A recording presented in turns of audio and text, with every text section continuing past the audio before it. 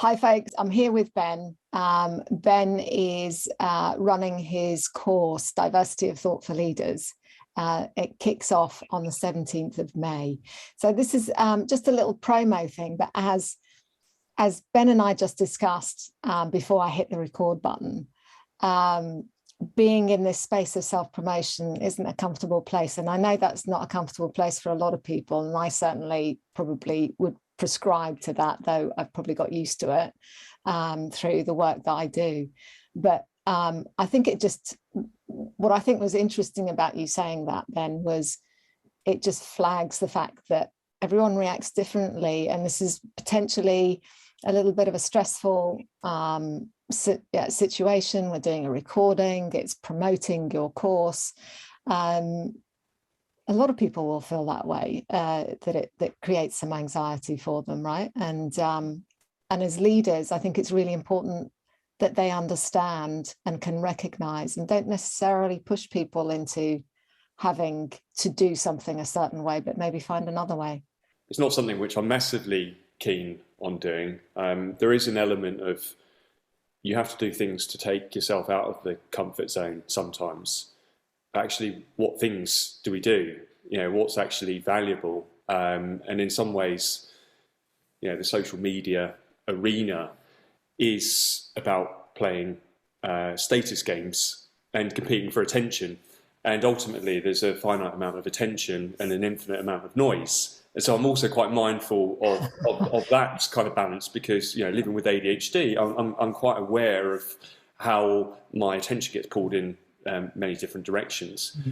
So I have this this tension and this conflict within me that actually, the internet and social media, on the one hand, is a valuable tool for connecting with people and sharing your ideas and building connections. But at the same time, it's also an environment which conditions us to behave and think in certain ways, which isn't natural for everyone. And so, we're going to come on to diversity of thought, but diversity of thought isn't just about doing the same things faster. Sometimes it's about doing different things in different ways. And so kind of diversity of thought isn't just a narrow concept where we help people alleviate their kind of weaknesses, but actually how can we flip things around sometimes and do things in totally different ways, as you pointed out. Well, and being up front and center about the fact that something like this is uncomfortable, and that might be the case for a member of your team, right? To present is just immensely uncomfortable, but they can still contribute. And how do you make that inclusive, right? How do you make it possible for every member of your team to play to their strengths without people feeling forced down a certain path, right? And that's exactly what your course is about, is to come up with, using creative modes of thinking, using design thinking principles, to how do we do this different?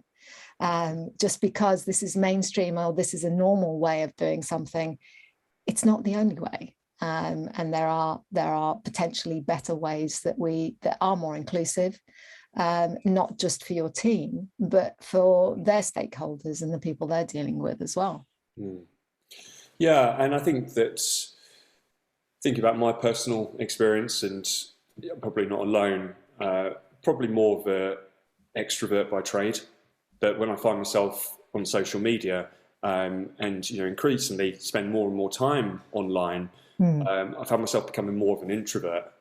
And so understanding within your teams what different contexts bring out certain traits and behaviours is really important. So who we are is who we are, and how we think really is shaped by our context, our environment. And that's changed a lot over the last 2 years for a lot of people. And so some people might find themselves really in their sweet spot. And actually this way of working has actually really suited my personality traits, my thinking preferences, my communication preferences, etc. But there'll be other people who are way out of their sweet spots. Perhaps people who are working more remotely, who actually get their energy from being with people, get their ideas from being with people, will really be struggling with motivation and productivity challenges and whatnot. So, it is really about actually how do we try and find sweet spots as individuals? How do we find sweet spots within teams? And how do we kind of find that kind of perfect balance, which is both good for the individual, the leader, the team, the group, the organisation, and it's an ongoing experiment. And I think that, mentioning design, we all need to become designers, really everyday designers, where design really is about intentional change. And what can we do in our environment? What can we do in our day-to-day work? What can we do with people?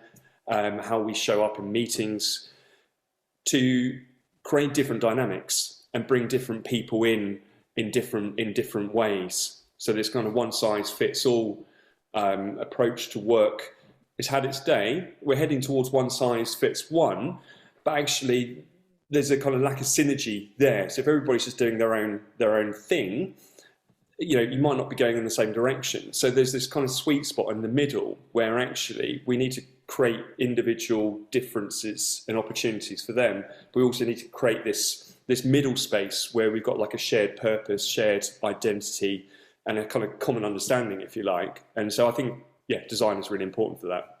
Mm. And it'll vary from team to team, leader to leader. But I think that's what I'm quite excited about with your course is it's a space for leaders to really think about that in an intentional way, and with their peers bounce around some ideas about, and the experiments and so on that you get people to do and try out. Will give people confidence to engage in those conversations in the first place, but also make whatever those adjustments are needed unique to their team. And I just think that's fascinating. I think always hearing from other leaders about how are they doing it, how are they approaching that situation, and helping each other come up with possibilities, and then going away and trying it out and coming back and say, what worked, what didn't work, what might I try different, what did my team say to me, and how do I process that information. So I think that 6-week journey that you're going to take people on will be completely fascinating. So, well, look, I'm going to put links in so folks can go and check out the course and get enrolled. It starts on the 17th of May, and you're doing thinking aloud calls, weekly calls on Tuesdays. It's 5 till 6:30 UK time. So there are 6 of those, one for each week. I'm going to gate crash those. Is that all right? Of course it is. Yeah, all the merrier.